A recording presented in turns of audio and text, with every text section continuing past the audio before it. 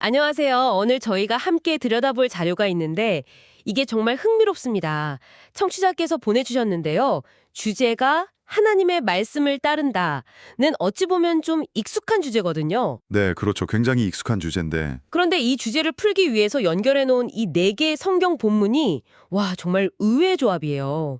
다윗 왕이 궤를 옮기다가 크게 실패하는 이야기에서 시작해서요. 네, 갑자기 신약의 실천적인 가르침으로 갔다가 또 구약 예언서의 무서운 심판과 약속을 거쳐서 마지막에는 예수님이 광야에서 시험 받으시는 장면으로 끝이 나요.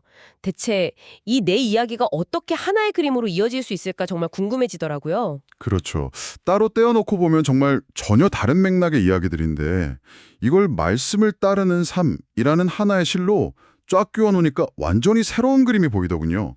단순히 순종하세요 라는 그런 평면적인 메시지가 아니고요. 아, 그런 게 아니군요. 네, 순종이라는 개념이 가진 여러 차원의 깊이를 아주 입체적으로 보여주는 그런 자료라고 할 수 있습니다. 방법론적인 차원부터 관계적인 차원, 그리고 뭐랄까 궁극적인 모델까지 다 제시하고 있죠. 좋습니다. 그럼 그 첫 번째 차원 다윗의 이야기부터 한번 풀어보죠. 역대상 15장이죠.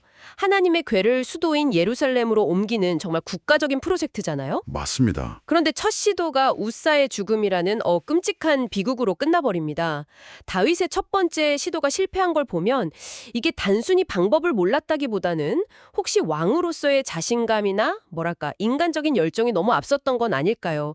이 자료는 그 실패의 원인을 어떻게 분석하고 있나요? 바로 그 지점을 아주 날카롭게 파고듭니다. 다윗의 첫 시도에 동원된 그 열정과 자원을 한번 생각해 보세요.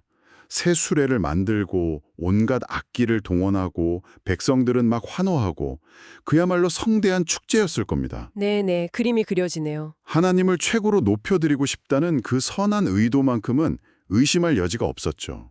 하지만 이 자료가 주목하는 건 그 모든 선한 의도와 인간적인 열심이 하나님의 구체적인 지시를 덮어버렸다는 점입니다. 아, 그러니까 마음만 좋으면 됐지 이게 아니라는 거군요. 바로 그거죠. 오히려 그 좋은 마음 때문에 더 큰 실수를 할 수도 있다는 약간 그런 경고처럼 들리네요. 맞습니다.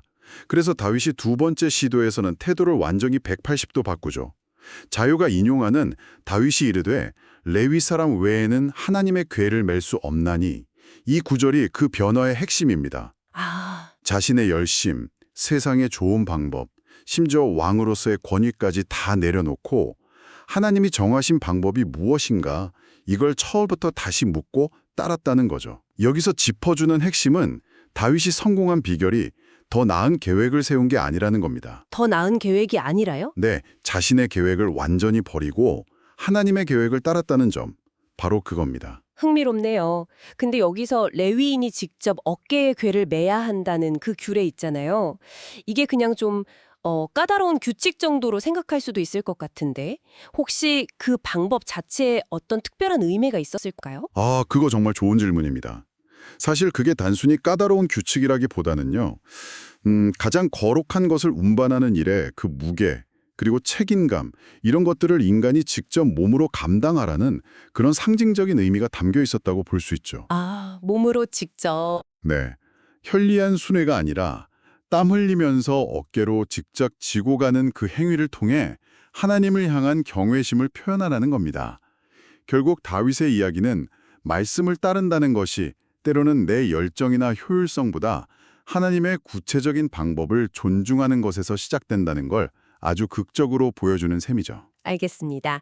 다윗의 이야기가 어떻게 순종할 것인가? 그러니까 방법에 대한 것이었다면 야고보서는 여기서 한 걸음 더 나아가는 것 같아요. 그 순종이 우리 삶에서 구체적으로 무엇으로 나타나야 하는지 이걸 보여주는 것 같습니다. 바로 사랑이라는 행동으로요. 네, 정확하게 연결하셨습니다. 야고보서는 아시다시피 굉장히 현실적이고 또 직설적인 책이잖아요. 그렇죠. 당신이 진짜 믿는다면 그걸 삶으로 증명해봐라 라고 계속해서 도전합니다. 이 자료는 그 증명의 핵심으로 최고의 법이라는 개념을 가져옵니다. 바로 내 이웃 사랑하기를 내 몸과 같이 하라는 말씀이죠. 자료를 보면 아주 구체적인 상황을 예로 들잖아요. 교회에 화려한 옷을 입은 부자가 들어오면 여기 좋은 자리에 앉으십시오 하고 또 남루한 옷을 입은 가난한 사람이 들어오면 거기 서 있든지 내 발등상 아래에 앉으라 하고 네, 이게 바로 사람을 외모로 차별하는 거고 그 최고의 법을 어기는 거라고 지적하네요. 그렇죠. 이 부분이 정말 중요한데 야고보서는 믿음의 문제를 어떤 신학적인 논쟁이 아니라 당장 내 눈앞에 있는 사람을 대하는 태도의 문제로 가져옵니다. 태도의 문제요? 네. 세상의 논리로는 능력 있고 나에게 도움이 될 만한 사람에게 더 잘해주고 싶은 게 당연하잖아요. 그렇죠. 인지상정이죠. 하지만 자료는 하나님의 법, 즉 산항은 그런 세상의 계산법을 뛰어넘는 원칙이 되어야 한다고 강조합니다. 듣고 보니 이게 단순히 교회 안에서의 문제만은 아닌 것 같아요. 물론이죠. 우리가 일상에서 만나는 모든 관계 속에서 무의식적으로 사람을 나누고 차별하는 경우가 정말 많잖아요. 바로 그겁니다. 사실 야고보서의 이 부분을 읽을 때마다 저 자신을 돌아보게 됩니다. 머리로는 차별하면 안 된다고 생각하면서도 무의식적으로 사람의 배경이나 직업, 말투 같은 것들로 상대를 판단하고 있지는 않은지 말이죠. 네, 맞아요. 이 자료는 말씀을 따른다는 것이 성경 지식을 머리에 쌓는 행위가 아니라 바로 그런 일상적인 관계 속에서 차별 없는 사랑을 실천하는 구체적인 행동으로 증명되어야 한다고 말하는 겁니다. 다윗이 규례라는 구체적인 방법으로 순종했다면 우리는 사랑이라는 구체적인 행동으로 순종해야 한다. 이런 논리죠.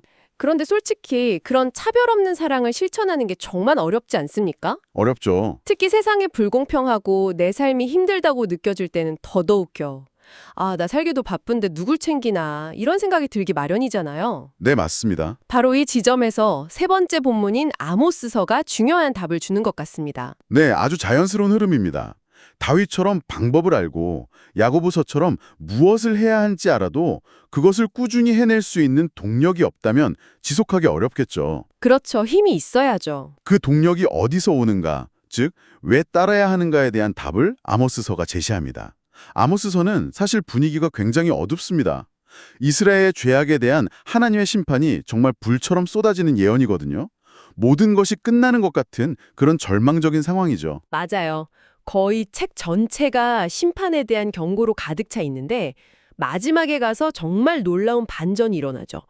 자료가 인용하는 구절이 내가 내 백성 이스라엘이 사로잡힌 것을 돌이키리니 내가 그들을 그들의 땅에 심으리니 그들이 내가 준 땅에서 다시 뽑히지 아니하리라는 약속입니다.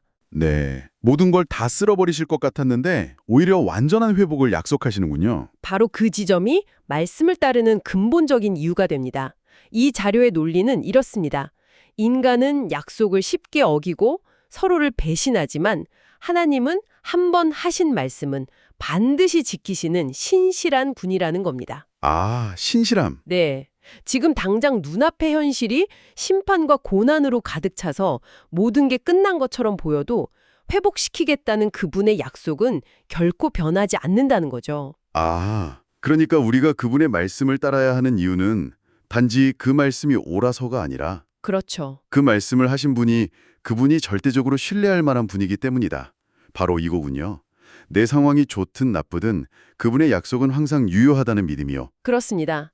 따라서 하나님의 말씀을 따르는 행위는 그분의 신실하심에 대한 깊은 신뢰를 바탕으로 한 인격적인 응답이라는 겁니다.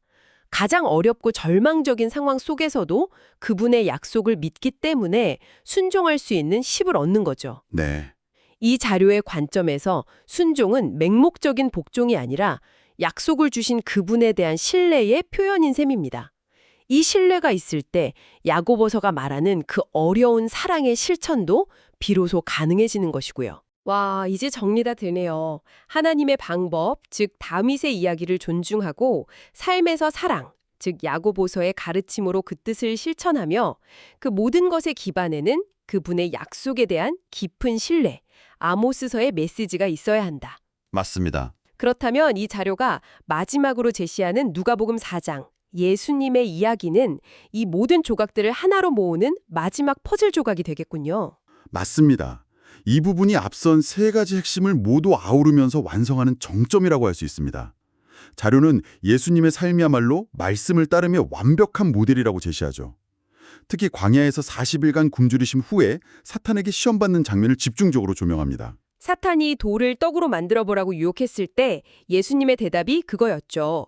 기록된 바 사람이 떡으로만 살 것이 아니요 하나님의 입으로부터 나오는 모든 말씀으로 살 것이라. 이 장면을 통해 자료는 말씀이신 예수님께서 기록된 말씀을 따라 행하셨다는 점을 강조하네요. 사실 이 대목은 생각하면 할수록 정말 심오한데요. 예수님께서 그냥 말씀을 인용해서 위기를 모면하신 게 아니라는 거죠. 네, 그냥 지식으로 사용하신 게 아니라 그렇죠. 스스로가 말씀의 본체, 그러니까 살아있는 말씀 그 자체이시면서도 그 기록된 말씀의 권위에 온전히 복종하는 모습을 보여주셨다는 것. 이게 핵심입니다. 40일을 굶주린 극한의 육체적 고통 속에서 눈앞의 떡이라는 인간적인 필요보다 보이지 않는 하나님의 말씀을 삶의 유일한 원칙으로 삼으신 거죠. 말씀이 사람이 되신 분이 오히려 그 기록된 말씀에 가장 철저하게 순종하셨다는 점. 정말 역설적이면서도 강력한 메시지네요. 그렇죠. 이는 말씀을 단순히 지식으로 아는 것을 넘어서 삶 전체를 통해 말씀을 살아내고 구현하는 것. 그것이 말씀을 따름의 궁극적인 목표임을 보여줍니다. 자료는 앞서 우리가 살펴본 모든 요소가 바로 예수님의 삶 속에서 완벽하게 통합되었다고 해석합니다. 통합이요. 네. 예수님은 다윗이 따라야 했던 하나님의 방법과 율법을 온전히 지키셨고 야고보서가 말하는 최고의 법인 사랑을 십자가에서 완성하셨으며 아모스가 예언했던 하나님의 신실한 약속을 자신의 삶과 죽음, 부활을 통해 성취하셨습니다. 결국 예수를 따른다는 것은 이 모든 것을 따르는 것과 같다는 결론에 이르게 되죠. 와, 정말 그렇네요.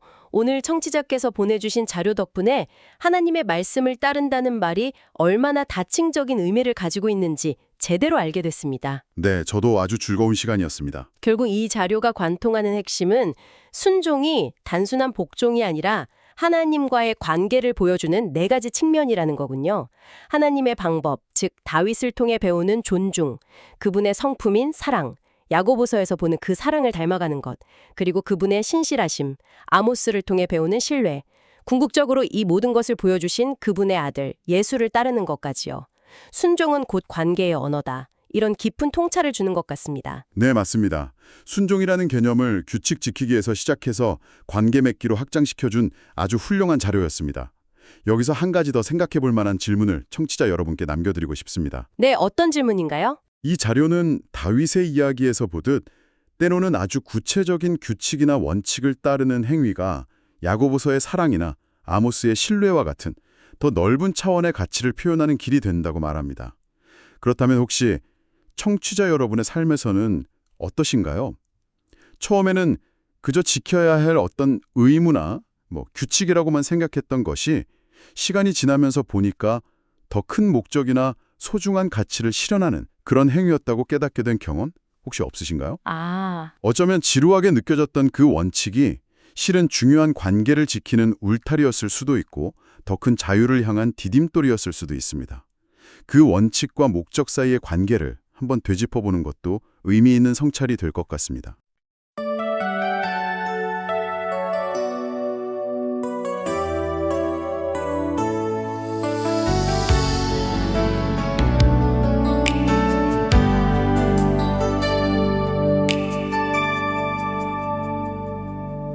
우사의 비극 이후 다윗 왕은 철저히 하나님의 규례대로 행함을 배웠네. 레위 사람 어깨에 메고 궤를 운반하니 주의 임재는 순종의 길을 따라오네.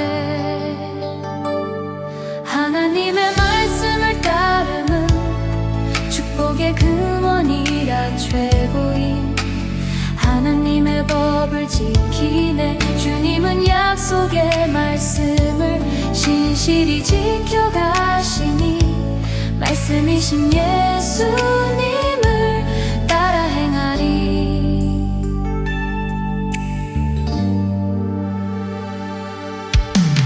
야고보 사도는 믿음과 행함을 역설하니 사람을 차별 않고 최고인 하나님의 법을 지키라니 이웃 사랑하기를 내 몸과 같이 하라. 사랑의 법 실천함이 곧 말씀을 따름이라. 하나님의 말씀을 따름은 축복의 근원이라 최고인 하나님의 법을 지키네. 주님은 약속의 말씀을 신실히 지켜가시니 말씀이신 예수님을 따라 행하리.